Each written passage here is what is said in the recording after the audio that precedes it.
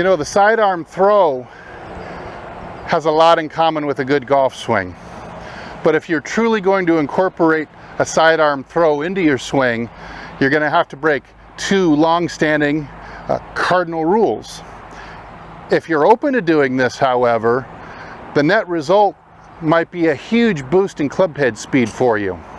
Come on, let's check it out.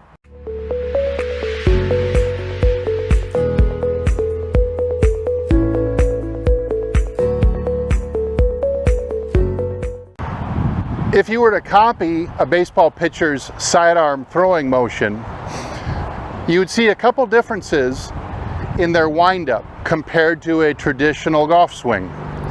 These happen in the windup phase. For us, the backswing, and for a pitcher, more of the windup. Watch this. Here's our normal to the top swing. The club shaft would be pointing down the fairway, and the elbow is more or less underneath the wrist. Okay, but in a sidearm pitching style, they're going to do a couple things different.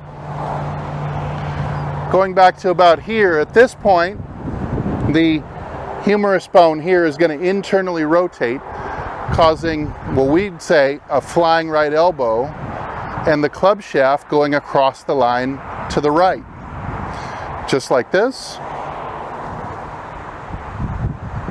Okay, looks way off if you consider traditional golf standards. However, we have a ton of extra power now loaded into this swing. This was essentially a wind-up the way I did it. I wound up the forearm. As long as the next move, as you transition over, is you go back into the karate chop.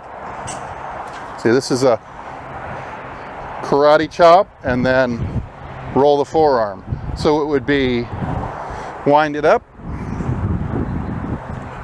reverse it into the karate chop, and then sling it.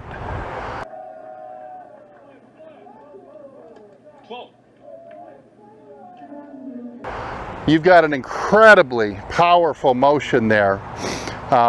May look a little unorthodox at the top, but let's look at a couple of the people in history that have done this with great success.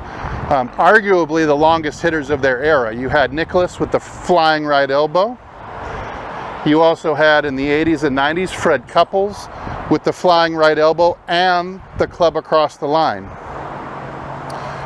You're going to see someone coming up on tour soon who's going to do this more than they did even. And remember when you see them.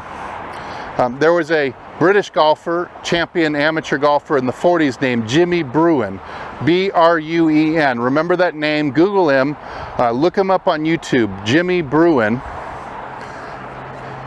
He would treat the club as if it was like a wheat sieve. He would swing it to here,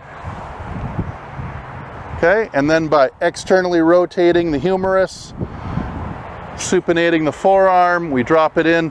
The pinky side's now leading like we're going to do a karate chop, and then the club can really be whipped through with speed. There is no question that if you are willing to put a little bit of this motion into your backswing, that your club head speed will go crazy. I promise you. Give it a try. Report back to me. Let me know how it goes, and look forward to talking to you again.